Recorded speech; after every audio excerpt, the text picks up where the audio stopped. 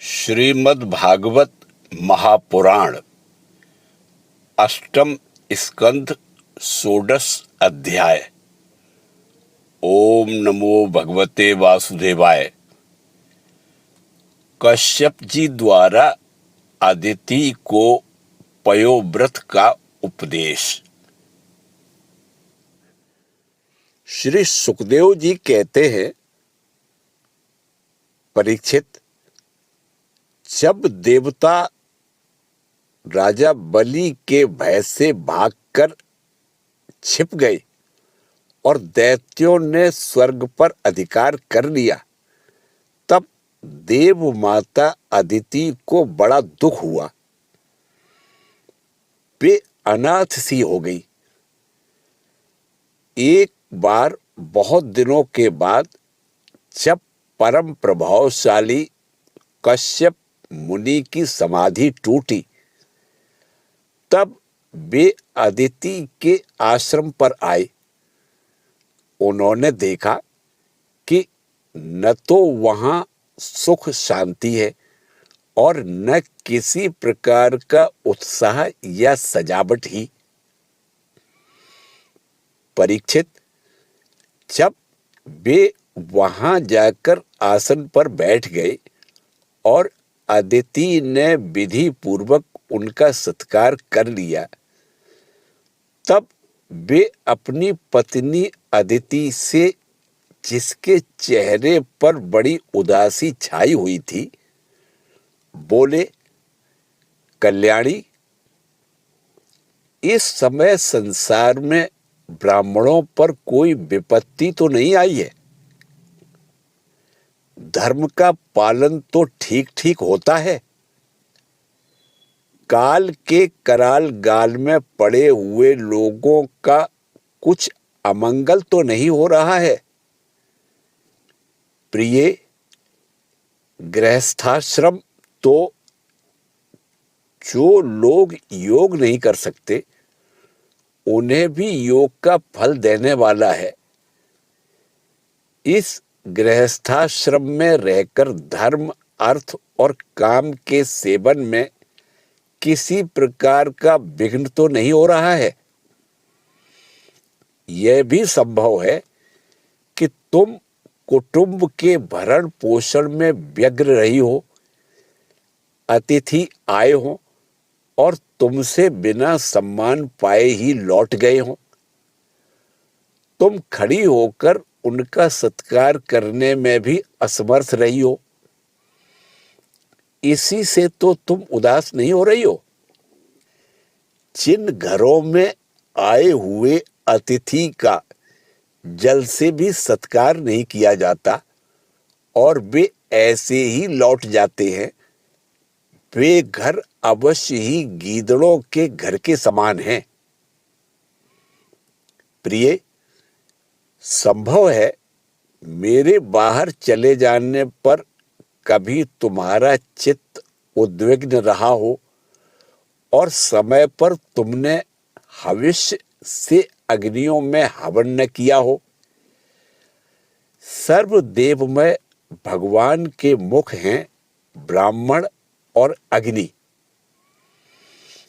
गृहस्थ पुरुष यदि इन दोनों की पूजा करता है तो उसे उन लोकों की प्राप्ति होती है जो समस्त कामनाओं को पूर्ण करने वाले हैं। प्रिय, तुम तो सर्वदा प्रसन्न रहती हो, परंतु तुम्हारे बहुत से लक्षणों से मैं देख रहा हूं कि इस समय तुम्हारा चित्त अस्वस्थ है। तुम्हारे सब लड़के तो कुशल मंगल से है ना? अदिति ने उत्तर दिया, भगवान, ब्राह्मण, गौ, धर्म और आपकी यह दासी सब सकुशल हैं। मेरे स्वामी, यह गृहस्थ आश्रम ही अर्थ, धर्म और काम की साधना में परम सहायक है। प्रभो, आपके निरंतर स्मरण और कल्याण कामना से अग्नि, अतिथि, सेवक, भिक्षुक और दूसरे याचकों का भी मैंने तिरस्कार नहीं किया है। भगवान, जब आप जैसे प्रजापति मुझे इस प्रकार धर्म पालन का उपदेश करते हैं, तब भला मेरे मन की ऐसी कौन सी कामना है जो पूरी न हो जाए। आर्यपुत्र, समस्त प्रजा, वह चाहे सत्वगुणी, रजोगुणी या तमोगुणी हो, आपकी ही संतान है। कुछ आपके संकल्प से उत्पन्न हुए हैं और कुछ शरीर से। भगवान, इसमें संदेह नहीं कि आप सब संतानों के प्रति, चाहे असुर हो या देवता, एक सा भाव रखते हैं, सम हैं। तथापि स्वयं परमेश्वर भी अपने भक्तों की अभिलाषा पूर्ण किया करते हैं। मेरे स्वामी, मैं आपकी दासी हूं। आप मेरी भलाई के संबंध में विचार कीजिए। मर्यादा पालक प्रभु, शत्रुओं ने हमारी संपत्ति और रहने का स्थान तक छीन लिया है। आप हमारी रक्षा कीजिए। बलवान दैत्यों ने मेरे ऐश्वर्य, धन, यश और पद छीन लिए हैं तथा हमें घर से बाहर निकाल दिया है। इस प्रकार मैं दुख के समुद्र में डूब रही हूं। आपसे बढ़कर हमारी भलाई करने वाला और कोई नहीं है। इसलिए मेरे हितैषी स्वामी, आप सोच विचार कर अपने संकल्प से ही मेरे कल्याण का कोई ऐसा उपाय कीजिए जिससे कि मेरे पुत्रों को वे वस्तुएं फिर से प्राप्त हो जाएं। श्री सुखदेव जी कहते हैं, इस प्रकार अदिति ने जब कश्यप जी से प्रार्थना की, तब वे कुछ विस्मित से होकर बोले, बड़े आश्चर्य की बात है, भगवान की माया भी कैसी प्रबल है। यह सारा जगत स्नेह की रज्जू से बंधा हुआ है। कहाँ यह पंचभूतों से बना हुआ अनात्मा शरीर और कहाँ प्रकृति से परे आत्मा। न किसी का कोई पति है, न पुत्र है और न तो संबंधी ही है। मोह ही मनुष्य को नचा रहा है। प्रिय, तुम संपूर्ण प्राणियों के हृदय में विराजमान अपने भक्तों के दुख मिटाने वाले जगत गुरु भगवान वासुदेव की आराधना करो। वे बड़े दीन दयाल हैं। अवश्य ही श्री हरि तुम्हारी कामनाएं पूर्ण करेंगे। मेरा यह दृढ़ निश्चय है कि भगवान की भक्ति कभी व्यर्थ नहीं होती। इसके सिवा कोई दूसरा उपाय नहीं है। अदिति ने पूछा, भगवान, मैं जगदीश्वर भगवान की आराधना किस प्रकार करूं जिससे वे सत्य संकल्प प्रभु मेरा मनोरथ पूर्ण करे। पतिदेव, मैं अपने पुत्रों के साथ बहुत ही दुख भोग रही हूं, जिससे वे शीघ्र ही मुझ पर प्रसन्न हो जाएं, उनकी आराधना की वही विधि मुझे बतलाइए। अदिति की बात सुनकर कश्यप जी बोले, देवी, जब मुझे संतान की कामना हुई थी तब मैंने भगवान ब्रह्मा जी से यही बात पूछी थी। उन्होंने मुझे भगवान को प्रसन्न करने वाले जिस व्रत का उपदेश किया था वही मैं तुम्हें बतलाता हूं। फाल्गुन के शुक्ल पक्ष में 12 दिन तक केवल दूध पीकर रहे और परम भक्ति से भगवान कमल नयन की पूजा करे।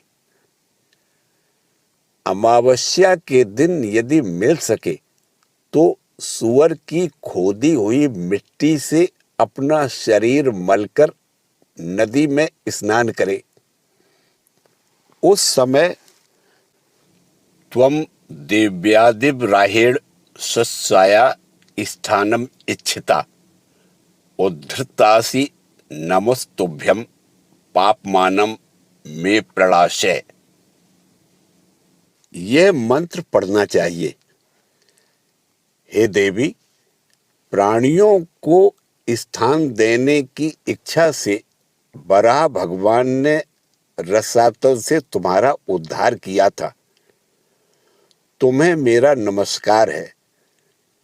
तुम मेरे पापों को नष्ट कर दो। इसके बाद अपने नित्य और नैमित्तिक नियमों को पूरा करके एकाग्र चित्त से मूर्ति, वेदी, सूर्य, जल, अग्नि और गुरुदेव के रूप में भगवान की पूजा करे और इस प्रकार स्तुति करे, प्रभो, आप सर्वशक्तिमान हैं, अंतर्यामी और आराधनीय हैं। समस्त प्राणी आप में और आप समस्त प्राणियों में निवास करते हैं। इसी से आपको वासुदेव कहते हैं।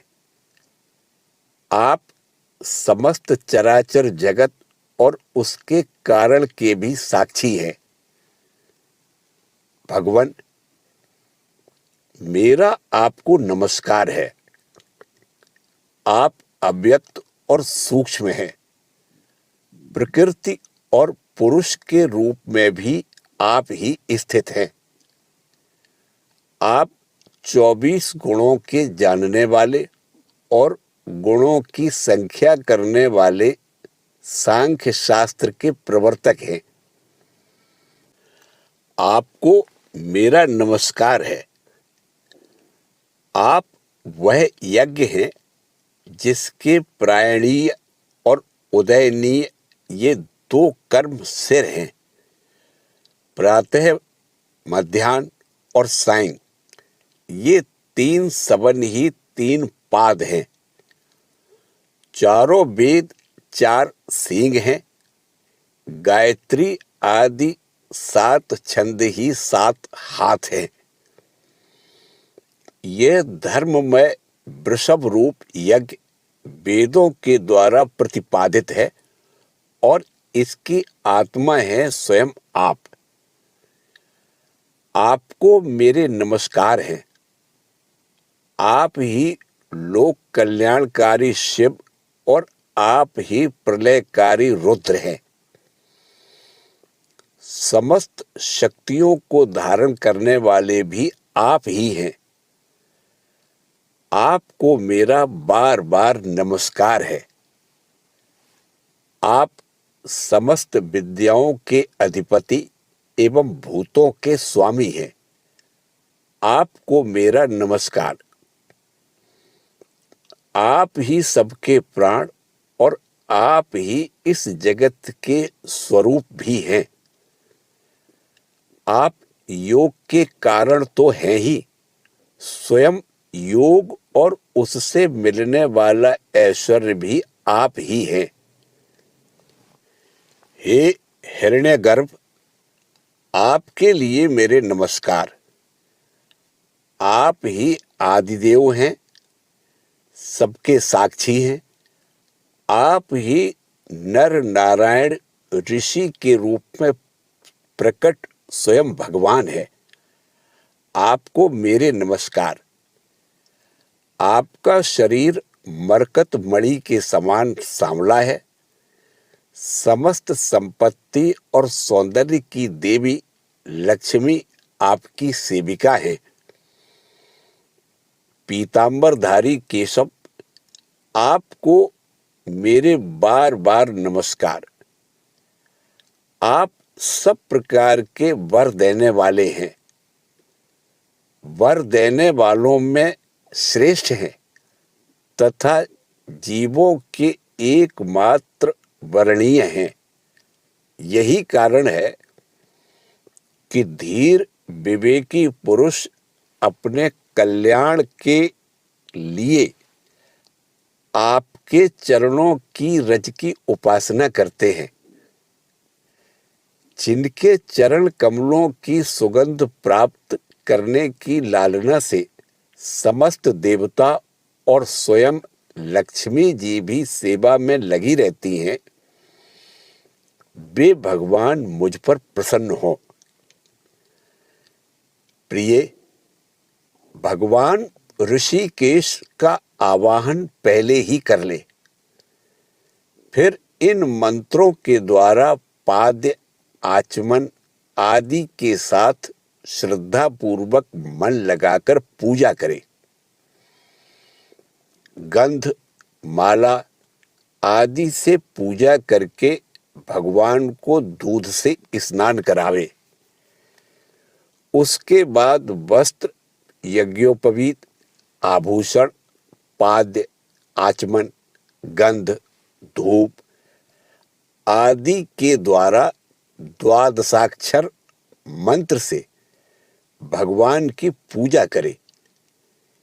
यदि सामर्थ्य हो तो दूध में पकाए हुए तथा घी और गुड़ मिले हुए शाली के चावल का नैवेद्य लगावे और उसी का 12 अक्षर मंत्र से हवन करे। उस नैवेद्य को भगवान के भक्तों में बांट दे या स्वयं पाले। आचमन और पूजा के बाद तांबूल निवेदन करे। 108 बार 12 अक्षर मंत्र का जप करे और स्तुतियों के द्वारा भगवान का स्तवन करे। प्रदक्षिणा करके बड़े प्रेम और आनंद से भूमि पर लौटकर दंडवत प्रणाम करे। निर्माल्य को सिर से लगाकर देवता का विसर्जन करे। कम से कम 2 ब्राह्मणों को यथोचित रीति से खीर का भोजन करावे। दक्षिणा आदि से उनका सत्कार करे।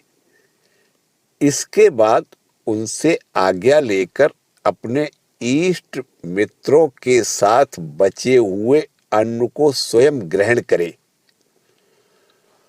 उस दिन ब्रह्मचर्य से रहे और दूसरे दिन प्रातः काल ही स्नान आदि करके पवित्रता पूर्वक पूर्वोक्त विधि से एकाग्र होकर भगवान की पूजा करे।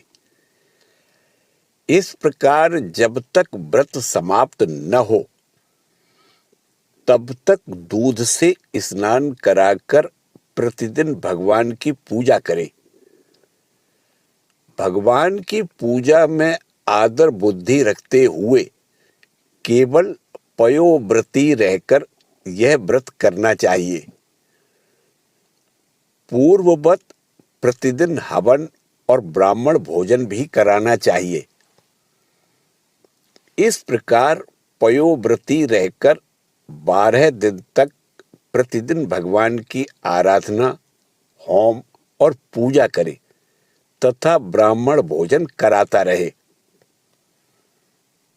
फाल्गुन शुक्ल प्रतिपदा से लेकर त्रयोदशी पर्यंत ब्रह्मचर्य से रहे, पृथ्वी पर शयन करे और तीनों समय स्नान करे, झूठ न बोले, पापियों से बात न करे, पाप की बात न करे, छोटे बड़े सब प्रकार के भोगों का त्याग कर दे, किसी भी प्राणी को किसी प्रकार से कष्ट न पहुंचावे,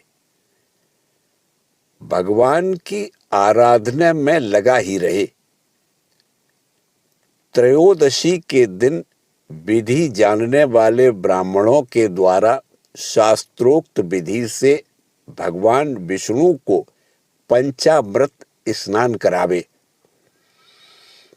उस दिन धन का संकोच छोड़कर भगवान की बहुत बड़ी पूजा करनी चाहिए और दूध में चरु पकाकर विष्णु भगवान को अर्पित करना चाहिए। अत्यंत एकाग्र चित्त से उसी पकाए हुए चरु के द्वारा भगवान का यजन करना चाहिए और उनको प्रसन्न करने वाला गुण युक्त तथा स्वादिष्ट नैवेद्य अर्पण करना चाहिए। इसके बाद ज्ञान संपन्न आचार्य और ऋतुजों को वस्त्र, आभूषण और गौ आदि देकर संतुष्ट करना चाहिए। प्रिय, इसे भी भगवान की ही आराधना समझो। प्रिय, आचार्य और ऋतुजों को शुद्ध, सात्विक और गुणयुक्त भोजन कराना ही चाहिए। दूसरे ब्राह्मण और आए हुए अतिथियों को भी अपनी शक्ति के अनुसार भोजन कराना चाहिए। गुरु और ऋतुजों को यथा योग्य दक्षिणा देनी चाहिए। जो चांडाल आदि अपने आप वहां आ गए हों, उन सभी को तथा दीन, अंधे और असमर्थ पुरुषों को भी अन्न आदि देकर संतुष्ट करना चाहिए। जब सब लोग खा चुके हों, तब उन सबके सत्कार को भगवान की प्रसन्नता का साधन समझते हुए अपने भाई बंधुओं के साथ स्वयं भोजन करे। प्रतिपदा से लेकर त्रयोदशी तक प्रतिदिन नाच गान, बाजे गाजे, स्तुति, स्वस्ति वाचन और भगवत कथाओं से भगवान की पूजा करावे। प्रिय, यह भगवान की श्रेष्ठ आराधना है। इसका नाम है पयोव्रत। ब्रह्मा जी ने मुझे जैसा बताया था वैसा ही मैंने तुम्हें बता दिया। देवी, तुम भाग्यवती हो। अपनी इंद्रियों को वश में करके शुद्ध भाव एवं श्रद्धा पूर्ण चित्त से इस व्रत का भली भांति अनुष्ठान करो और इसके द्वारा अविनाशी भगवान की आराधना करो। कल्याणी, यह व्रत भगवान को संतुष्ट करने वाला है, इसलिए इसका नाम है सर्वयज्ञ और सर्वव्रत। यह समस्त तपस्याओं का सार और मुख्य दान है। जिनसे भगवान प्रसन्न हो वे ही सच्चे नियम हैं, वे ही उत्तम यम हैं, वे ही वास्तव में तपस्या, दान, व्रत और यज्ञ हैं। इसलिए देवी, संयम और श्रद्धा से तुम इस व्रत का अनुष्ठान करो। भगवान शीघ्र ही तुम पर प्रसन्न होंगे और तुम्हारी अभिलाषा पूर्ण करेंगे। इसी के साथ श्रीमद् भागवत महापुराण से अष्टम स्कंध का 16 अध्याय समाप्त होता है। जय श्री कृष्णा।